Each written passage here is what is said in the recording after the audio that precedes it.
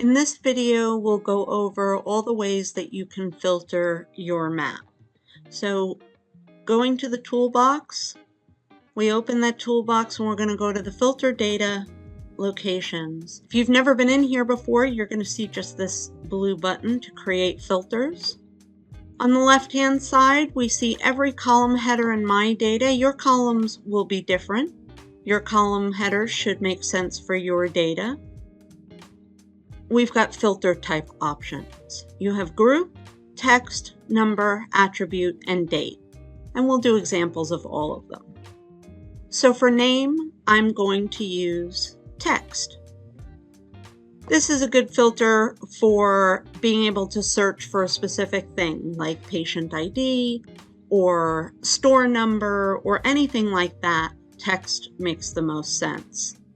For sales or any true numeric data, we're going to use number. For salesperson, we'll go with group. Now remember, you can filter by any column that you have, but you want to make sense. You want those columns to make sense with filtering. For my date column, I'm going to filter by date. And for my multiple categories column, I'm going to use the attribute filter. And the attribute filter recognizes semicolons in the data. Once these are turned on, you can simply close, and we see that they've appeared here. If you ever need to get back to the filter settings, you can go right here in the gears, and that'll take you right back to where we were. Name by text gives us the ability to enter any name that we're looking for, and it's only going to search the name column, finding each of my 3 Michaels and nothing else. To clear that, you can just click that or reset filters here. Numeric values, this will be a slider bar. You can slide it over wherever you'd like it to go. You can set the specific numbers within here. So if I want this to be 100 to 130, I can set that. You can also clear those filters. You can filter by all of the columns in the data at once. I will just run out of markers if I do that. Salesperson by group is going to list my salespeople, and then I can check any salesperson I'd like to see on the map, and that will hide all other markers.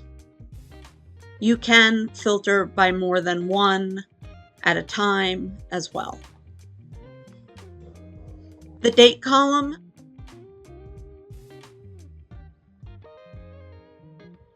This information was broken out and separated by semicolon in the data and is now broken into individual groups. So if I click on energy, everything without energy will fall off the map, and then we can simply see what's in that data.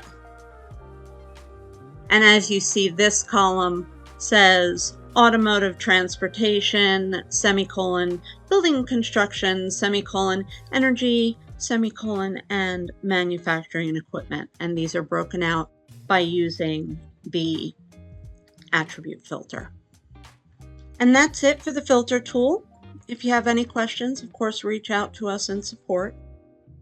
Thank you for watching. Have a great day. Bye.